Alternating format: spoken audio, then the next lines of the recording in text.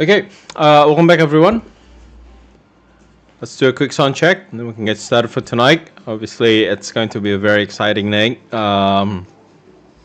Everything that's going to happen in the next 2 weeks is going to hinge on what's going to happen tonight.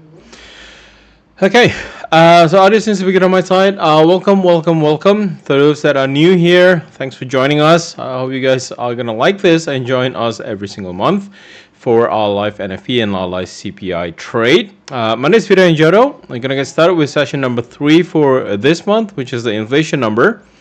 And let's get started with a quick disclaimer first. I'll probably want to stress out a few things here. Any opinion discussed in this webinar or link to this presentation is provided as a general market commentary and does not constitute investment advice. News trading involves risk due to high volatility. Make sure you understand this. Market reaction to news can be swift, very fast, and unpredictable, which leads to higher trading risks and delays in order executions. You are likely going to see your spreads widen. I'll just be honest with you. If you didn't get that, which is good, but typically if the reaction to the news is pretty high, we get a lower liquidity. So just keep that in mind when trading, and also be very attentive when determining the volume of your transactions and consider all possible risk factors. I don't want you to start joining in our live trades and then start blowing your account if things go wrong. So don't go nuts here, okay? Make sure you understand the risks and you really understand the risks that are involved when it comes to news trading, okay? All right, cool. Let's get started. As per usual, there are going to be bonuses for participants. There's always going to be that promo code to double your deposit bonus. So make sure you are using the code when you're depositing into your Octa trading accounts. If you think that in the next 20 minutes you feel like depositing into your Octa trading accounts, make sure you're using the code that I'm going to show you next. And then you should also have access to the private Telegram channel. If you are new here and you register through the website with your email, you should be getting that Telegram link on your email by now. Okay, so a little bit about myself before I show you the code. My name is Vida Njero, for those that are new here, and I've been a full-time trader with over 20 years of experience. That's 20 years of experience full-time trading. Part-time trading, it'll be more than 20 years. I've also been a professional trading coach and technical analyst since 2007, working in the industry. I'm also an expert in the Ichimoku Kinko Hyo technique, which is a Japanese trading technique. If you are curious about what it is, we've actually done some webinars on that. So if you want to search that on the channel, feel free to do that. I also have a company called Zenifix, which is an independent market consulting company. I've also been invited as a guest speaker at the Trading Investing Expo across Australia, Investfair in Singapore, as well as the ATAA and the APTA conferences, which is the Australian Technical Analysts Association and the Australian Professional Technical Analysts. Okay. All right, so this is the code, NonFarm 2024. I'm going to lift this for a little bit while we go through a few stuff that we want to talk about tonight. Obviously, yesterday we did our theory in terms of news trading, and hopefully you guys managed to catch that theory. You know, maybe it doesn't have to be yesterday, maybe last month, I don't know, but as long as you understand how to create those pending orders, those are what we are going to be employing to trade the news tonight. Okay, so the code is NonFarm 2024. This is to double your deposit bonus. So make sure when you're depositing into your Octa trading account, you apply the code NonFarm 2024. Code is valid until the 31st of December 2024. So if anytime you want to use it, you can save this code, just jot it down somewhere. Even if you are not in the webinar, you can still use this code as well. All right. Okay, so I'm going to go through some theories for tonight. I'll go through this very, very quickly because I want to delve deeper onto the market. There are some ground rules that I want to talk about as well. Some of the possible scenarios for the inflation number and how it plays out in combination with the employment numbers that was released last Friday. All right, so we're going to cover what inflation is, what's the consumer price index, obviously what's the core inflation, and then we go through the live trading session for tonight. So this is actually pretty easy. All right. So let's talk about inflation first. What is inflation? So inflation is the rate at which prices for goods and services rise. Most commonly used inflation indices are consumer price index, including the core inflation as well. And we also have the PPI, which is going to be released on Thursday, right? So what are the differences between the two. Obviously, we are going to talk about that right now, but let's talk about the CPI first. So CPI, or the Consumer Price Index, is a critical indicator of pricing pressures in an economy. It basically provides you a gauge of inflation. So when we talk about inflation, it always refers to the CPI numbers, right? CPI and inflation rate is pretty much interchangeable at this point in time, depending on the news website that you're checking out. It might sometimes be shown as inflation rate, sometimes it's shown as CPI year on year, but this is what we call the headline inflation. Okay? Now, forex traders monitor the CPI because it can lead to changes in monetary policy conducted by the central bank, which can either strengthen or weaken the currency against their rivals in the market. And this is something that we are paying attention to. Monetary policy decisions coming out from the FOMC, which is actually going to be next week's Thursday, which is on the 20th. Now, what's interesting for next week is that on the 19th, the Bank of Japan is going to announce their monetary policy decision. The FOMC will be on the 20th. And these are the main two juggernauts that basically move the market in 2024. Okay? So it'll be very interesting to see how it plays out. Now, what is the difference between the CPI and the PPI? So the CPI, let's talk about the CPI first. CPI measures your cost of living. It will include broad range of goods and services purchased by the consumer. It will also include international personal consumption items, which is your import. For example, you're not in the US and maybe you buy stuff from the US through Amazon, or maybe some stuff from Japan. You know, those are going to be your personal consumption items, right? That's going to be included in the CPI numbers. Now, scope exclude changes in interest rates or costs, okay? Now, let's switch to the PPI. So the CPI is from the consumer side. It's basically, you know, if we take a look at, I wouldn't say a pen, if we look at maybe a can of food or maybe sugar, a pack of sugar, how much does a pack of sugar cost, right? That's you paying for that sugar. That would be the consumer price index, okay? The PPI is the opposite of that. It's the producer's price index. It's how much it costs to produce that item itself. Now, PPI will measure the real growth in output. It will also include items produced for personal consumption. It does not include imports. It does include exports, however, and encompasses services with prices, including an interest rate component. So it kind of scales up. That's the reason why, you know, market is not really shocked by the PPI numbers. It's really more on the CPI numbers because it doesn't take into account interest rates or costs into it, okay? So those are the CPI and the PPI. CPI is going to be released in 20 minutes time. The PPI will be released on Thursday.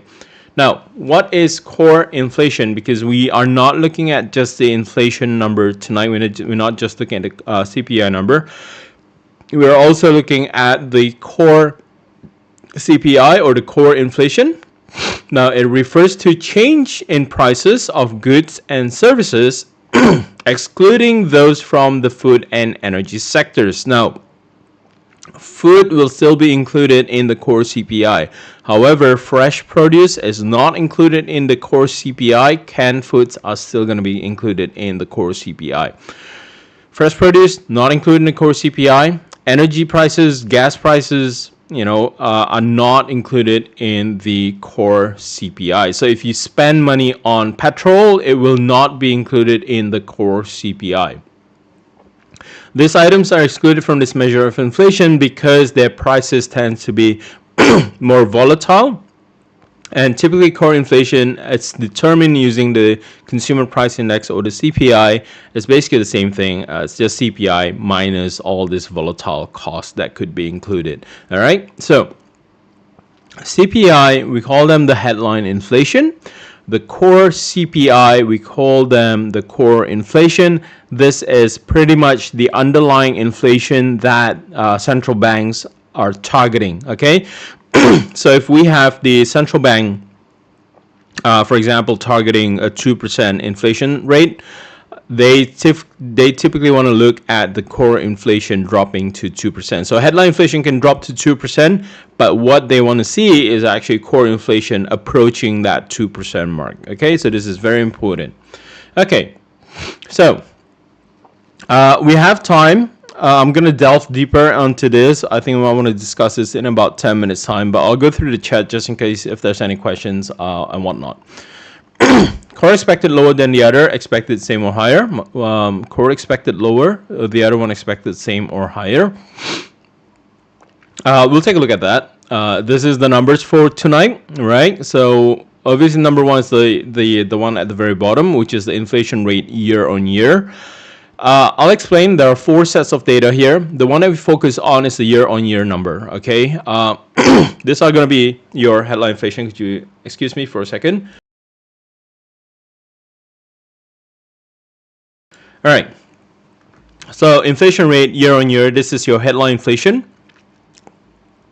Previous number is at 3.1%. We have the consensus at 3.1%, or pretty much expecting a no change. Core inflation is expected to drop from 3.9% to 3.7%. Now, if we take a look at the monthly rate of change, the MOM number is basically the monthly rate of change for this inflation.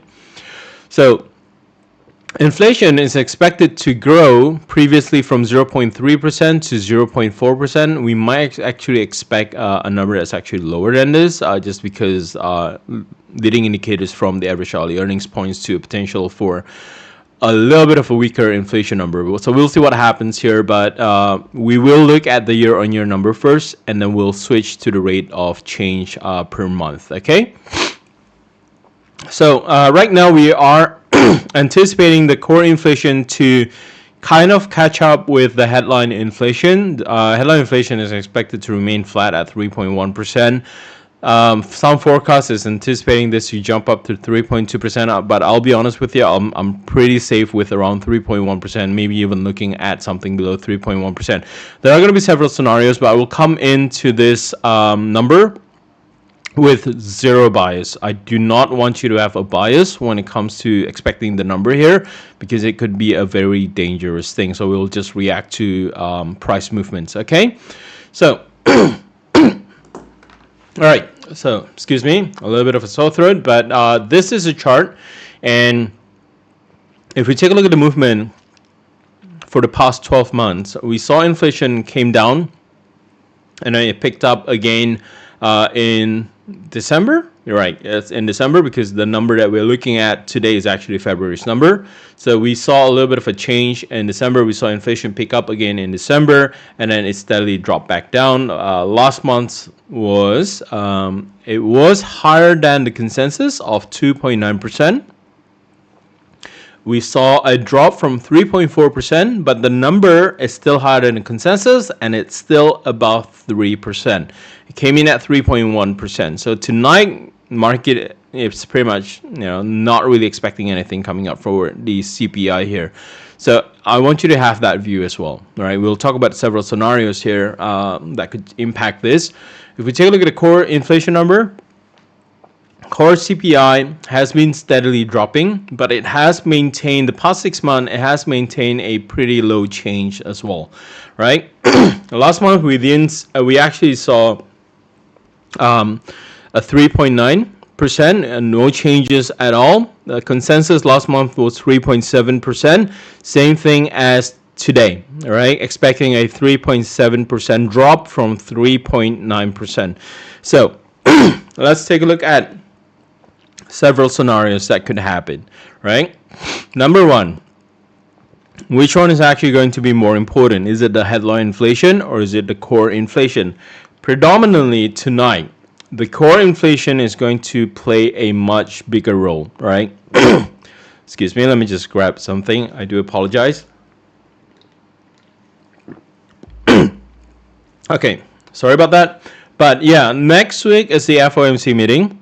On the 20th, they'll make a decision, or at least they'll formally start announcing that, yeah, you know what, we want to start the process of potentially cutting interest rate. I do not expect an interest rate cut from the FOMC this month. I think the earliest for us to expect a rate cut is in the month of June. That's pretty much in line with all the other central banks as well. The ECB has also noted a potential for June as the earliest rate cut. The Bank of England has followed suit as well. So we are expecting June to be the month where central banks are going to start cutting interest rates. Now, no one is going to be willing to cut interest rate first, because whoever cuts interest rate first is going to be viewed as the weaker nation, and that currency is probably going to be sold off significantly. So I think right now the process of a rate cut, it's pretty much everyone is waiting for the FOMC to do the rate cut first, because if ECB were to do that first, everyone's just going to sell off the euro. If the UK is going to do that, the Bank of England is going to do that first, everyone's just going to sell off sterling. So the expectation for the global market is that the leader should actually make the first cut, and that's basically the US that's currently being expected to have that rate cuts. So again, core inflation, the consensus reading is for a drop from 3.9 to 3.7%. If the drop is below 3.7%, we are expecting a sell-off in the US dollar. For the headline inflation, if it maintains a position at 3.1%, we might see a little bit of a knee-jerk reaction to the upside, because the US dollar has been short. Pretty much everyone is short selling the US dollar since last week. We might see a little bit of a recovery if it meets the consensus at 3.1%. Okay? However, if the inflation number drops below 3.1%, it could come in at 3% or even 2.9%. Again, we will see the US dollar being sold off, because the combination with the previous employment numbers that was released, we had an increase in the unemployment rate. We also have a revision of the previous NFP number to the downside from 353,000 to about 229,000, even though it came in at 275,000. The employment sector, it's kind of losing a little bit of a steam. Okay, so half of the puzzle was for a negative US dollar. If tonight we get a softer inflation number, if the inflation drops below consensus, both the core CPI and the headline inflation number falls below the consensus, I expect more selling to happen in the US dollar. I expect the Euro USD and the Pound USD and the Aussie USD to bounce up. I expect the dollar Swiss dollar, CAD dollar, yen to slide down further. Now that would be on the condition if we have a softer inflation number. Okay, if the CPI comes in below consensus, I expect a weaker US dollar. However, if the core inflation does not drop and the headline inflation meets consensus at 3.1%, that could actually be a little bit of a US dollar strength. So there are going to be three scenarios. Obviously, one that's above the consensus, that's going to boost up the US dollar significantly. If it meets consensus, as per consensus, we still might see a little bit of a potential bounce in the US dollar, but probably not going to be long-lived. And the third one is everything is below consensus, then I expect a major sell-off in the US dollar. Okay, so those are the expectations for tonight. Now let me show you what has happened last month. And don't worry, we have about 10 more minutes to go. I do want to stress out one thing. After last Friday's performance on the NFP number, I was looking at what went wrong. And what went wrong was last Friday, we do not have the corridor of volatility. We do not have an accumulation phase before the NFP release, right? So it was kind of risky placing that stop orders. It's very hard for us to straddle it if we don't have a specific range to work with. Now, last month's CPI number, if I take a look at this one here, this is the dollar Japanese yen on the early time frame. We have that corridor of volatility. We do have a range that we can work with in terms of the stop orders being placed. Now, obviously, you can see the result there on the 13th of February 2024. The US core CPI is at 3.9%, higher than consensus of 3.7%.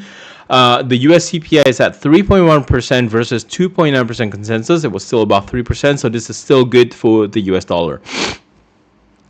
Subsequently, we saw a little bit of a rise in the US dollar, and we would get away with about 1 to 2 risk reward ratio here if you were to stay in that trade. But this doesn't last long, because just about 12 hours after that, we saw market taper off, and we actually never punched higher than this level last month. Just keep that in mind, okay? And this is an example on the Euro USD. Also on the Euro USD, if we take a look at this one here, there are no corridor volatility on the 15-minute time frame. I have reviewed this. There's only a potential straddle on the hourly time frame where we have a much bigger range. If you try to do this on a smaller time frame, you will get both position open, right? You'll have your sell stop and buy stop triggered. So tonight we want to be a little bit more careful. We want to make sure that the range is something that we can actually trade. Now, I haven't looked at the chart ever since we started this webinar, so hopefully I don't see the market chasing after a certain price level. I want the market to be stable as it is, so we can cage the market. We have that corridor of volatility, and we can place our sell stop and buy stop order as well. Now, remember, as a note, if one of your stop orders get triggered, immediately attempt to close the other order. I cannot show you, and I don't think I have the time to set up all the stop losses, but if you want to set up your stop losses, always position your initial stop at the other side of your sell stop order or the buy stop order. Okay, so if you have a buy stop order for that buy trade, your stop loss would be at the sell stop. Likewise, if you have a sell stop, your stop loss would be at the buy stop. Okay, just keep that in mind, because I'm going to go through a lot of currencies. I don't have time to set it up. The only time I can set it up is find the range, set up the stop orders. But if you're only focusing on one or two and you want to trade, and you should be trading with the stop loss, make sure your stop loss is going to be on the other side of the other stop orders. Okay, cool. First timers here, for those that are first time here, I would just say, you know what, enjoy it, right? No need to rush into it. There's always a lot of things we can learn, and not every month we're going to be expecting the same result. Hopefully tonight we are going to be looking at good results. Okay, let's just jump in on the Euro USD here while I go through some of the chat here. Yep. What is the difference in CPI month on month, CPI year on year? CPI month on month is the monthly rate of change. The CPI year on year is basically what we call the inflation rate. Okay, so the MOM number, you kind of need to scale it up every single month, right? So a lot of traders actually don't look at the month on month number. We only look at the month on month number if the year-on-year number doesn't give us a definitive answer. That's where we look at the changes per month. Okay. All right, what will happen with gold based on CPI data? I don't know what the CPI number is going to be, but yeah, it'll create a lot of volatility in the market. Okay, so let's focus on the Euro USD first. All right, on the Euro USD, at least on a 15-minute time frame, we do have a little bit of a range to work with. So we have that range, which is about here to there. It does look big, but this is only about 20 pips, right? So about 18 pips, in fact. So right now, 6 minutes ago, I want to start positioning my buy stop. I will have my buy stop a little bit higher. I want this at about 1.0945. I don't want it to be too close. And for the sell stop, I want to have it a little bit lower than yesterday's low, right? The sell stop, I want to have it below 1.0915. Even at this point in time, this is still a very close number to work with. So if you want to go higher a little bit, you can go to about 1.0950 if you want to. It's just about 10 pips away. It's safer to do that rather than forcing yourself into tight stop orders. Okay, so Euro USD, I much prefer my buy stop at 1.0950 and my sell stop at 1.0915. Right? Pound USD on the 15-minute time frame. If you use this range here, this is going to be too close for comfort. Right? You want to go a little bit higher than what it is. So maybe you want to go a little bit higher, maybe at 1.28, a little bit higher than 1.28. Right? Going higher than that, I think it's a little bit too risky. So buy stop is about 1.2807 to 10 is okay if you want to leave it a little bit more range. In terms of the stop loss order, you can have it just slightly below 1.2775. All right, 1.2775 is a good stop order for a sell stop on the pound USD. Out of range for now. All right, the pound USD again, you can have your buy stop from 1.28 or 1.2810. Your sell stop is going to be at 1.2775. Let's talk about gold first. Gold is the one that's a little bit risky here because I can tell you where the buy stop is. I'm not able to place a sell stop, right? The market is already moving to the downside. It's not creating that corridor of volatility. So this one here is a little bit risky. I will have my buy stop, but I will not have my sell stop. If you want to have your sell stop, you can have it a little bit lower, maybe about 2165 if you want to, right? So 2165 or 2175, up to you. I would much prefer to have it about 2179, 2180 for gold, 2165 if you want to have your sell stop. This is for gold, okay? All right, the dollar Japanese yen, this one here, at the very least, we saw a little bit of a range that we can use, and we're going to be using that 1-2 candles that we have there on 50-minute time frame. Doesn't mean much on the hourly time frame, but we want to focus on the potential entries that we have. I do want to give it a little bit more room for this one. I want to have my buy stop a little bit higher, maybe about 147.75 in fact. For the buy stop on the dollar Japanese yen, and for the sell stop, I will have it below 147.15. okay, about 147.15, that would be your sell stop. So let me read out the sell stop and the buy stop for the dollar Japanese yen. The dollar Japanese yen, the sell stop is going to be placed at 147.15. Buy stop is at 147.75. The Euro USD buy stop is going to be at 1.0950. The Euro USD sell stop is going to be at 1.0915. The pound USD is going to be at 1.28 or 1.2810. I have it at 1.2810. The sell stop is going to be at 1.2775. For gold, the buy order is going to be at 2179 or 2180. So the sell stop is going to be at 2165. I do want to give it a little bit more range because I don't want to see a whipsaw happen in the market and both positions get triggered, which is problematic. Now, Aussie USD is all right. This is pretty easy. We have that range there, so no big deal. This one here, in terms of buy stop, we can have it at 66.25. 66.25, 66.25. There we go. A little bit higher. Yeah, 66.25. And for the sell stop is going to be below 66 cents. All right.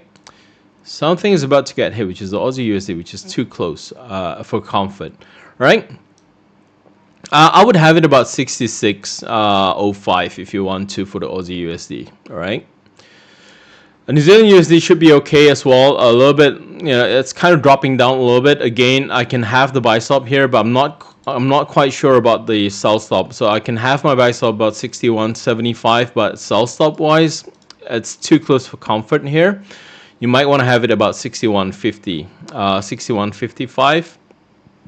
Yeah, 61.50 is about okay for the sell stop. So buy stop at 61.75, sell stop at 61.50 for New Zealand USD. The dollar Canadian, I would skip the dollar Canadian. This one here is not in a corridor of volatility we can trade on. The dollar Swiss likewise as well. All right, so it's about to start at any given moment. We will have a reaction in the market. So yeah, just making sure everything is in a correct lot size. Yeah, we don't want to see a repeat of last week. Okay, so it started. Core inflation. All right, so I think a lot of sell stop got triggered, so I'm going to close my buy stop first, and I'll read through the numbers. I think the dollar Japanese yen got triggered for a buy stop, right? All right, so inflation number. Where is it? There we go. Inflation, core inflation is 3.8, higher than consensus. Inflation number has picked up to 3.2% for the US. So I might see a little bit of a knee-jerk reaction here. But yeah, I think this is pretty much in line with what we're looking at. So fingers crossed. Some position adjustment is happening. We are going to be focusing on the monthly rate of change as well. It is as per expected. The monthly rate of change went up from 0.3 to 0.4%. for the inflation. Core inflation is flat at 0.4%. Right, don't panic, just calm down a little bit. Headline inflation is at 3.2%. This is higher than the market consensus at 3.1%. So we are looking at inflation heating up again in the US. The core inflation is at 3.8%, has come down a little bit, but it's still higher than consensus at 3.7%. Oh, all right. So we'll see what happens here. From the fundamental reading, it seems to be about right that we should expect a little bit of a bounce in the US dollar, but we'll see what happens here. Right, stop loss adjustment. If you want to have your stop loss, this is already a sell position, so you can have your stop loss at the other side, about 1.0950. All right, for the Euro USD. The Pound USD, again, I think this one here spiked down a little bit. We don't get a good entry. Sell stop was a little bit too far away. Right, so you want to have your stop loss a little bit higher, about 1.2810. Yeah, that's where our buy stop was for the Pound USD. The dollar Japanese yen, this one's probing 148.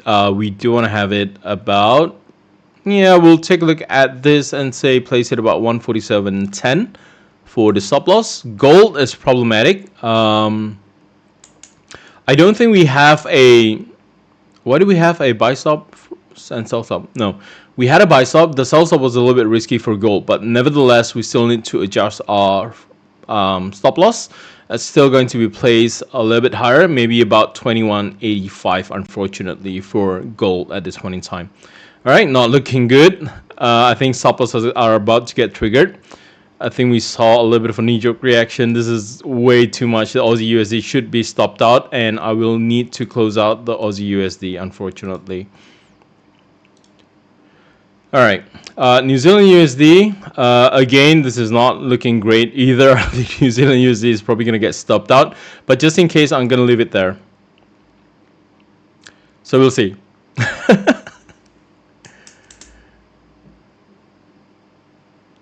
Dow Jones buy, not sure about Dow Jones. We'll see. Let's take a look at Dow Jones.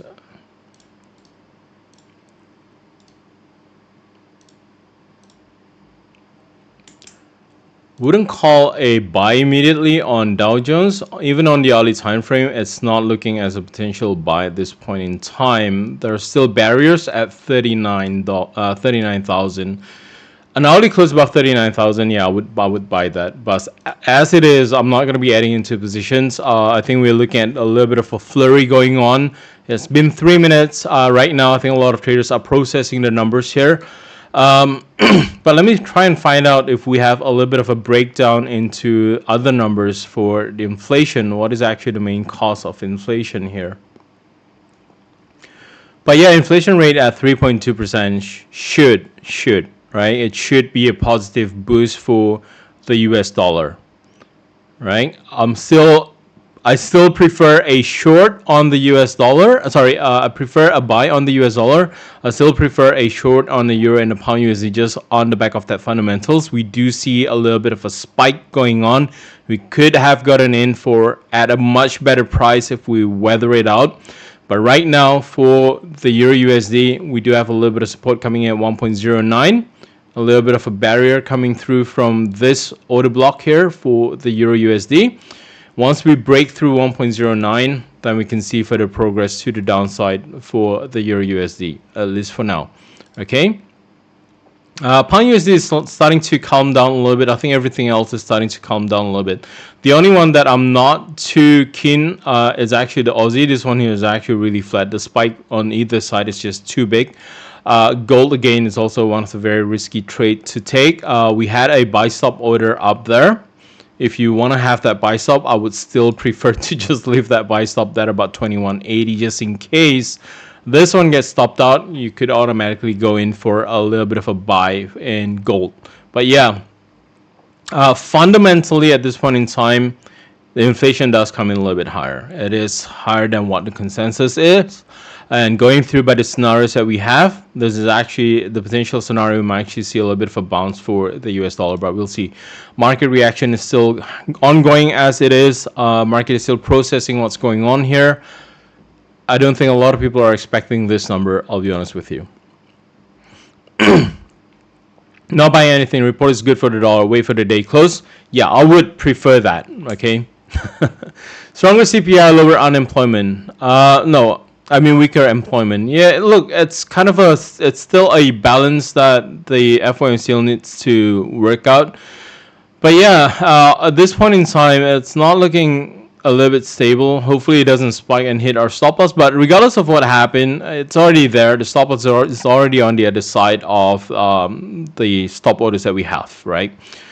So right now, this is pretty much protected, I would say. For gold, I would lower it a little bit lower just in case if it does break 2180. You might actually want to flip and reverse on gold. We could actually potentially do that for gold. Aussie USD, I would get out from the Aussie USD. New Zealand USD is probably going to get stopped out soon enough. So we'll see.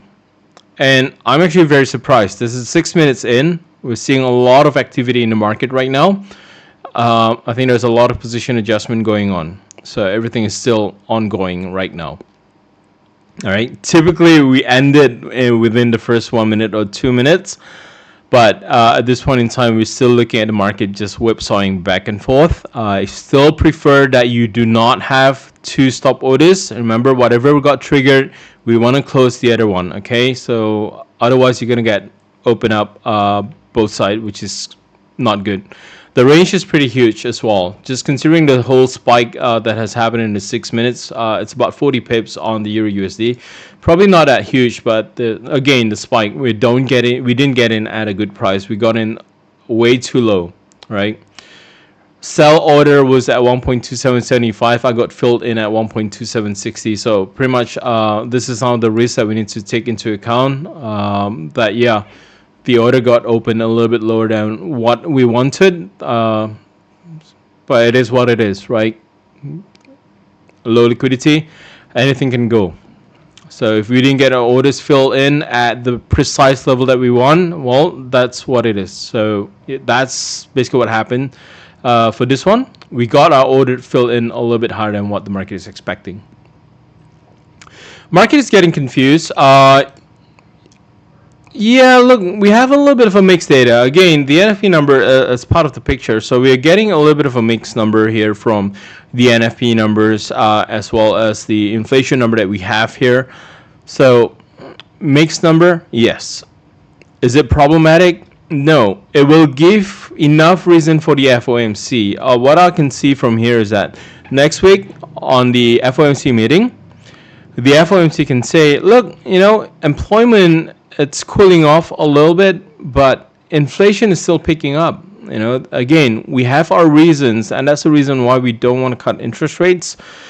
So just by that alone, we might actually expect a slightly hawkish tone coming out from the FOMC next week.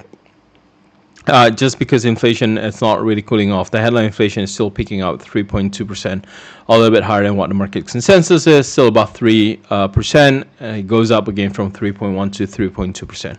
So we'll see. I don't expect a monetary policy change coming out from the FOMC this month, but anything goes, right? They can announce a potential rate cut that they might start working into how they're going to be placing their rate cuts. But, I don't think that's going to happen until the month of June anyway. Whatever data that we got just now doesn't give ammunition for the market to force the FOMC to start cutting interest rates. They would still pause, yeah. I don't think anything would happen with that. They would still pause interest rate. Let's say if he says he will cut on June, but not this month. So the US dollar can stay stronger until June? No. No. If he says he's gonna cut, even though it's in June, it will destroy the US dollar regardless, right? Even if it's not June yet, it will smash the US dollar, unfortunately. So that's probably the one thing that the FOMC wants to avoid talking about, because remember what the FOMC says in terms of their last testimony is that they need more data, right? More data to show that inflation is really cooling off, and that basically means that inflation needs to be consistently dropping off to the downside. All right, I think I got the gold triggered for a buy stop, and the gold something got triggered for a stop loss. New Zealand USD got triggered for a stop loss. So yeah, gold's gonna get stopped out soon anyway. So if you want to close manually, you could. I don't think this is a good trade, but it is what it is. We have our stops placed. Just be mindful. If you see any spike in the market tonight, think about it. Be very careful, because if I were to look at the Euro USD, we still have a little bit of a barrier at 1.0950, and if the day doesn't close above 1.0950, it would not look too good on the Euro. All right. I thought I would say inflation is still far from 2%. Weaker employment is unintentionally needed to be cooling off. Yeah. That's the main point of the FOMC meeting, so that they can discuss and compare the difference between the two CPI and whatnot. But yeah, it is what it is. All right, so the only remaining positions that we have here, we actually reverse on gold, right? I'm not actually too keen on gold long at this point in time. So this could actually be an unnecessary trade. I would actually prefer to close it off. So we'll see what it is. So we only got two remaining trade, one on Euro USD and a Pound USD. The dollar yen just got stopped out, and that's okay. Pretty damaging. But yeah, so be very careful when you open the position with news trading. The Euro USD and the Pound USD is alright. In terms of stop loss placement, you might want to have it a little bit higher, but I still do find 1.0950 as a potential resistance on the Euro USD intraday wise. For the Pound USD, ideally your stop loss would actually be about 1.2830. So we'll see. Might do some adjustments here, just in case. All right, so that's pretty much it. Not a great month, right? NFP was a little bit of a mixed bag. The CPI is supposed to be good for the US dollar, but I think there's a lot of position adjustment. That's probably why you see a lot of the spikes going on here. Now, I'm not sure about the news going on here because I'm not able to check my terminal at this point in time, but there must be something in terms of the breakdown on the inflation number itself. But let's check. Just curious.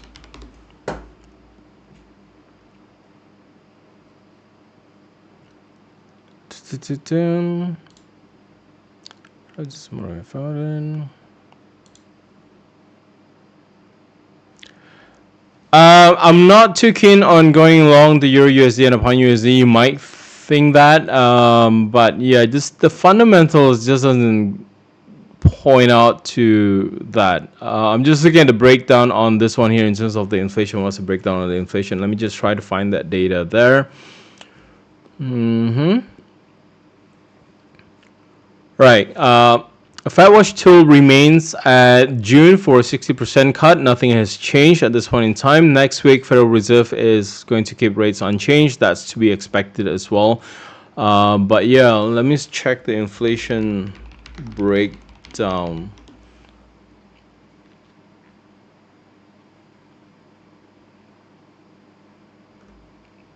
Today. I still don't have the numbers for the inflation breakdown, but yeah. Post-market, what can we do about the pair post-market? So again, looking at the range that we have here, let me just go on to the daily that we have, and this is basically our main focus at this point in time. We do see that change of character happening on the Euro USD. We still have a little bit of a barrier, 1.0950. Obviously, you know, if you look at it from a technical standpoint, I would be a little bit more comfortable going along the Euro USD if it does manage to position itself above 1.0950, at least on the daily time frame. So I would probably refrain from opening a position tonight. I would wait until tomorrow, really wait until the dust has settled and see what the current conditioning is on the market in terms of the sentiment and also the breakdown of the inflation. I'm not able to check on the breakdown of the inflation is, but for those that are in the Telegram channel, I will give you that breakdown after we're done. Now for the Pound USD, we have a little bit of resistance coming in at 1.2850, so we could change our stop loss to 1.2850 if you want to. All right, for the Pound USD, the barrier is going to be at 1.2850. So if you want to leave it a little bit more room to the upside, you can do that. For the Euro USD, you could push it up a little bit higher if you want to. What I'm really worried about the current positioning is that we might see this spike up for about an hour, and then 2-3 hours later, it might actually come back down. So I think that's one of the bigger concerns that I have. But look, whatever it is, if the stop loss hits, stop loss hits. But for the pound USD, at least if we refer back onto the daily time frame, we have a little bit of a barrier at 1.2850. We're just bouncing off the previous order block that was basically the resistance for the pound USD. Okay, so that's the situation for the pound USD. What about gold? Right, I'm not too keen on going long gold at this point in time, but it is what it is. If it does push us higher than 2190, we're likely going to break above 2200 tomorrow. So you have a little bit of a decision making to do. If you want to go long on gold, just think about it. If you're going long for gold, your stop loss is going to be about 2150. That's about $27. And if you just aim for 2200, it's not going to be a 1-to-1 risk reward ratio unless you really plan to hold it to 2250. But judging by this, considering that inflation is picking up again, I'm not sure about the comments coming out from the FOMC, but I think they'll be hesitant and they'll say, look, we just don't have the data at this point in time to confirm you that we will be cutting in June. I think they would actually avoid saying that because inflation is kind of picking up again. So I might see a little bit of a noise going on today. And that's the reason why I'm actually a little bit hesitant in reversing our position and just going in long on the Euro USD, Pound USD, and whatever not. I'm a little bit hesitant because if we take a look at the current pricing, we're not really too far off the range pre-CPI. I'll just be honest with you.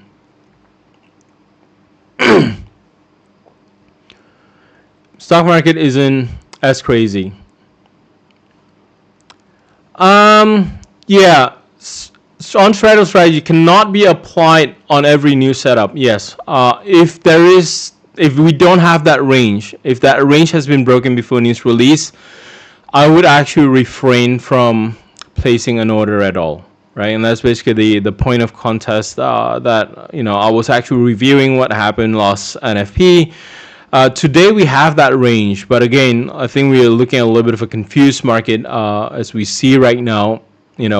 I think there are going to be position adjustments, but I think from a fundamental perspective, whatever initial position that was triggered, I think that was the right position.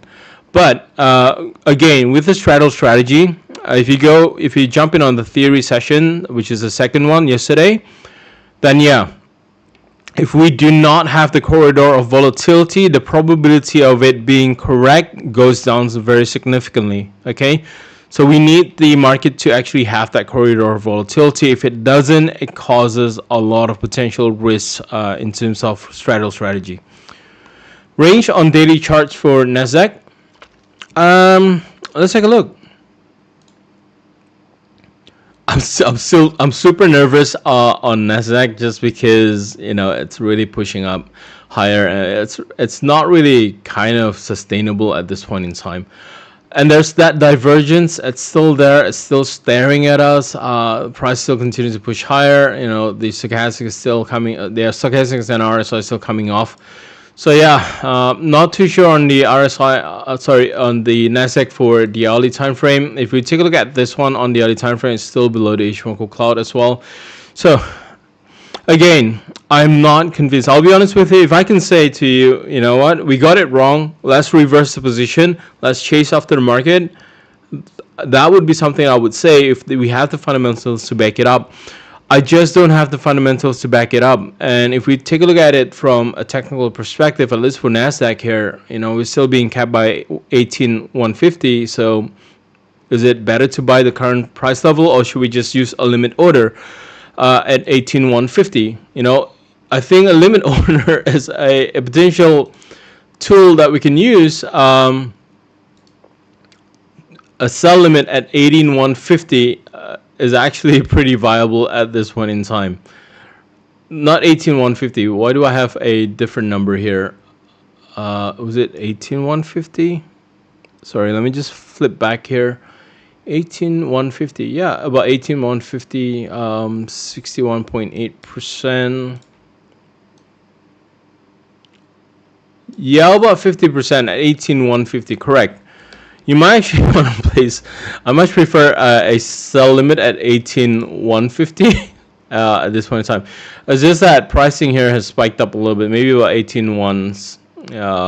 Yeah, about 18,160.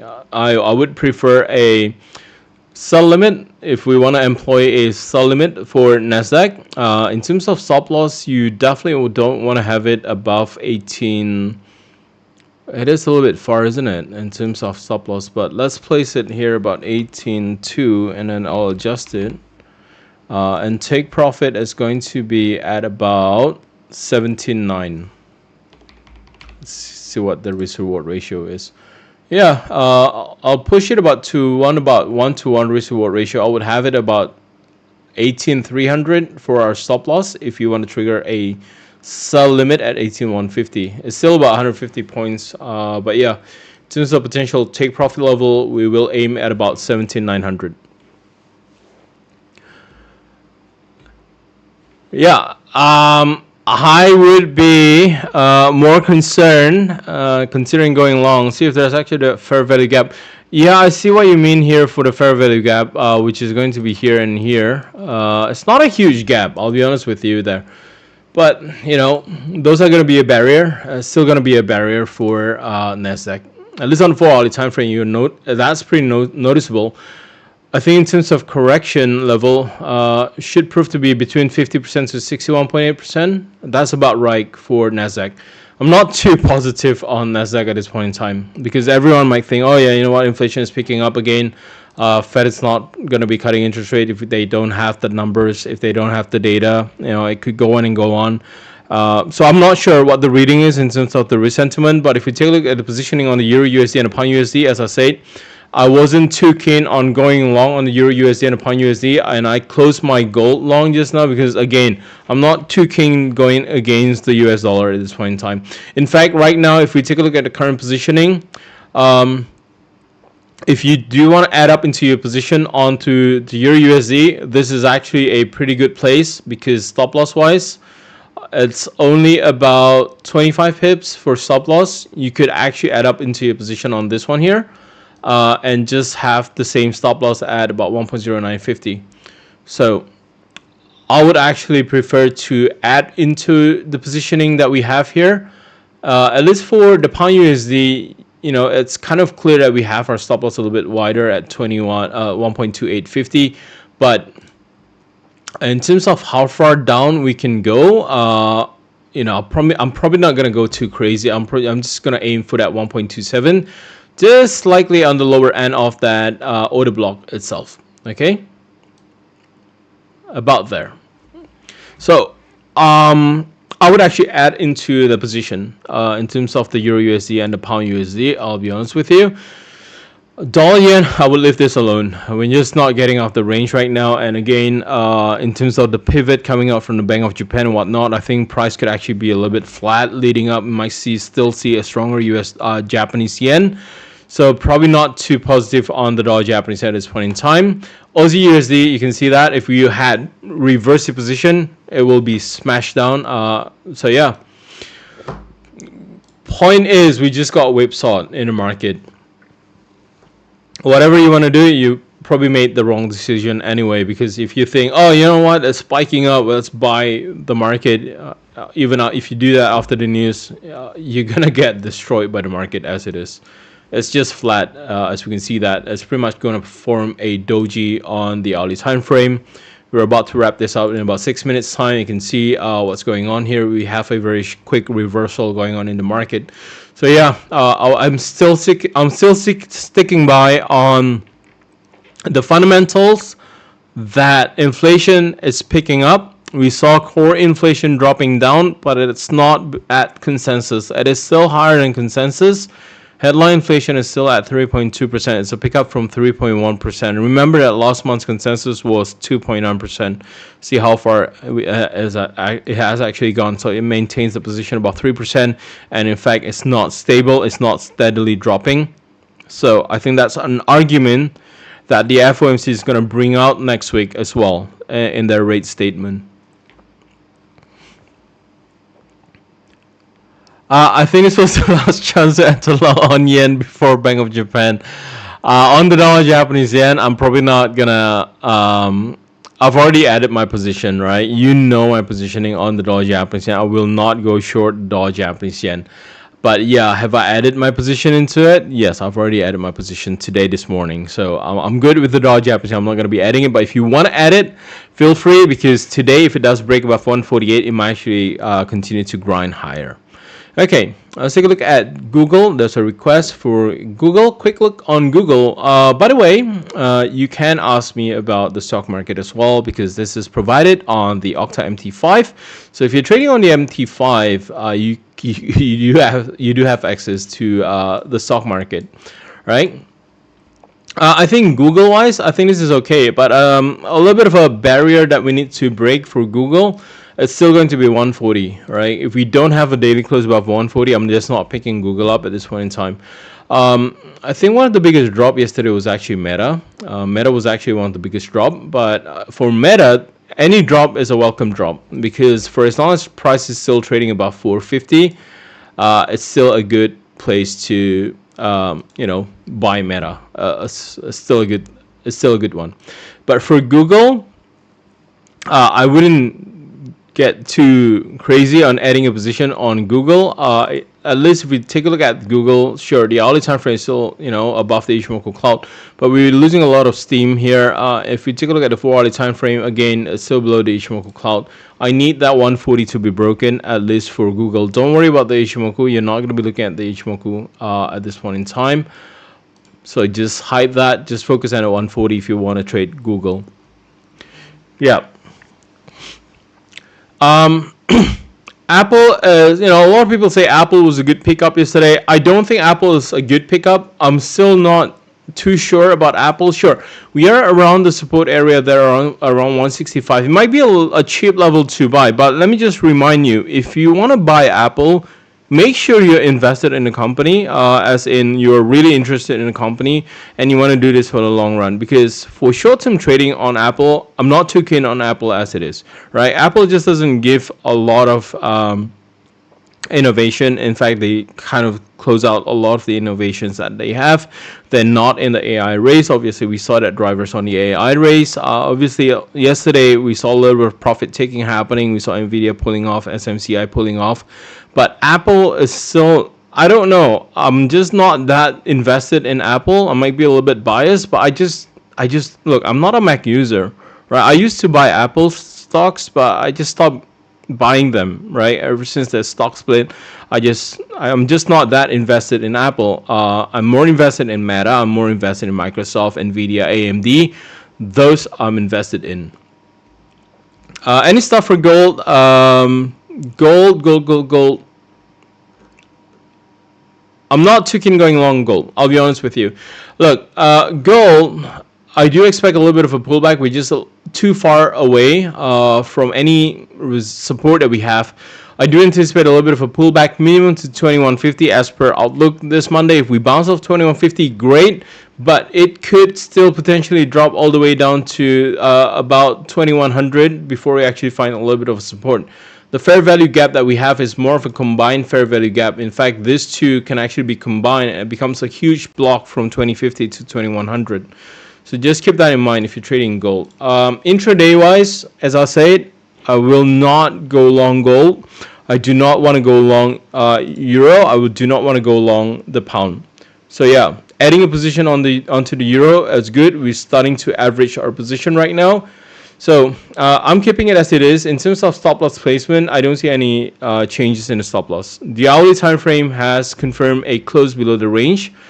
So I think overall tone, we're looking at a lower low on whatever it is. So I expect the Euro USD and the Pound USD to continue to drop down. The Aussie USD is similar situation. I anticipate this one to continue to go down. New Zealand USD as well. It's just a huge candle there.